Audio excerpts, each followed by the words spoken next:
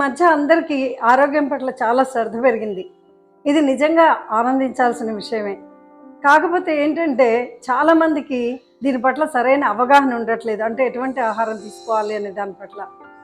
అసలు మన పూర్వులు మనకి విటమిన్స్, మినరల్స్ అనే పేర్లు పెట్టకుండా మనం తీసుకునే ఆహారాన్ని చక్కగా అన్నీ ఉండేటట్టుగా డిజైన్ చేశారు. కాకపోతే కొత్తకు వింత పాతకు రోత లాగా మనం ఆ పాత ఆహార పద్ధతుల్ని తర్వాత వాటి విలువల్ని కూడా మనం పూర్తిగా మర్చిపోయాం. కాబట్టి అలాంటి వాటిని గుర్తు చేద్దామనే ఉద్దేశంతో ఈ వీడియో చేస్తున్నాను. తెలుగు వాళ్ళందరూ ఎంతో ఇష్టంగా తినే కంది పచ్చడి ఎలా చేసుకోవాలో ఇప్పుడు మీకు చూపిస్తాను. దీన్ని తయారు చేసుకోవడానికి కావాల్సిన పదార్థాలు: కందిపప్పు, ఎండుమిరపకాయలు, ఉప్పు, జీలకర్ర. కందిపప్పు మన శరీర ఆరోగ్యానికి ఎంతో మేలు చేస్తుంది. దీనిలో ఉండే ప్రోటీన్, ఫైబరు, మినరల్స్, విటమిన్స్ మన శరీర ఆరోగ్యానికి ఎంతో మేలు చేస్తాయి. దీనిలో ఉండే ఫైబరు శరీరం బరువును తగ్గిస్తుంది, అలాగే చక్కెర స్థాయిని అదుపులో ఉంచుతుంది.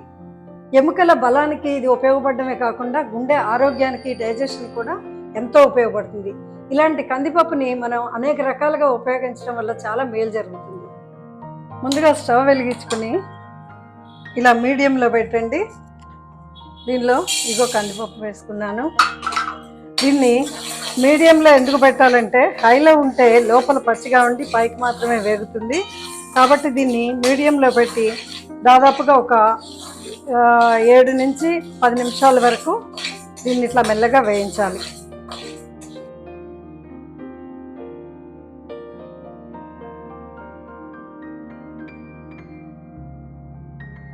కందిపప్పు మంచి వాసన వచ్చి రంగు మారే వరకు ఉంచి దానిలో తగిన ఎండుమిరపకాయలు వేసుకోండి.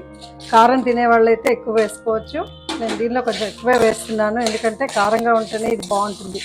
పప్పులో ఎలాంటి ఇది ఉండదు కాబట్టి, చప్పుగా ఉంటుంది కాబట్టి మిరపకాయలు ఎక్కువ వేసుకుంటేనే ఇది రుచిగా ఉంటుంది.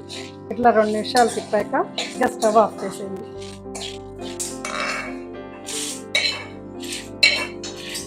ఈ విధంగా డిష్లోకి తీసుకున్న తర్వాత దీన్ని ఒక్కసారి కడిగేయండి.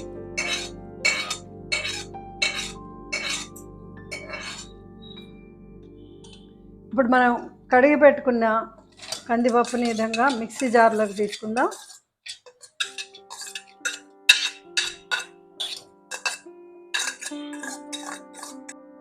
ఇప్పుడు దీనికి సరిపడా ఉప్పు వేసుకోవాలి.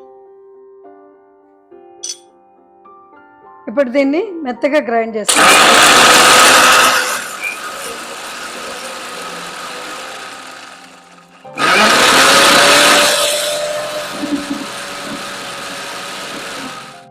దీనిలో పప్పు మెత్తగా అవ్వడానికి అవసరమైతే మధ్యలో కొంచెం నీళ్ళు కలుపుకోవాలి.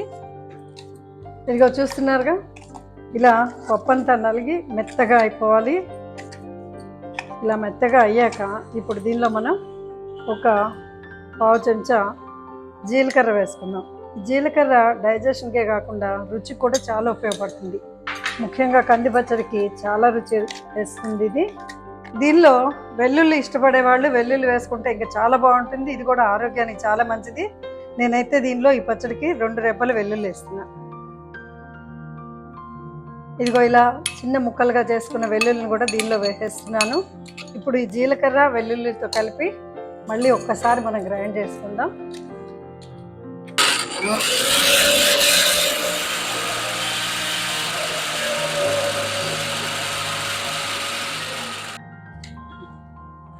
ఇగో చూడండి, కంది పచ్చడి రెడీ అయిపోయింది.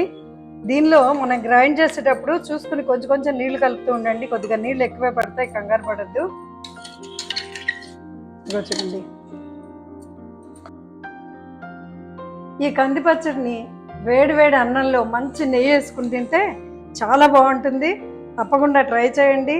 చిన్నపిల్లలు వాళ్ళకి ఆ రుచులు తెలియవని మీరు అనుకోవద్దు. మీ పిల్లలకు కూడా పెట్టండి. వాళ్ళకి చిన్నప్పటి నుంచి అలవాటు చేస్తేనే అన్ని రుచులు అలవాటు అవుతాయి. ట్రై చేస్తారు కదా. ఈ కంది పచ్చడికి అద్భుతమైన కాంబినేషన్ వంకాయ పచ్చిపులుసు. ఆ వంకాయ పచ్చిపులుసు ఎట్లా చేసుకోవాలో నెక్స్ట్ ఎపిసోడ్లో మీకు చెప్తాను. మీకు కనుక ఈ వీడియో నచ్చినట్లయితే లైక్ చేయండి, షేర్ చేయండి, సబ్స్క్రైబ్ చేయండి.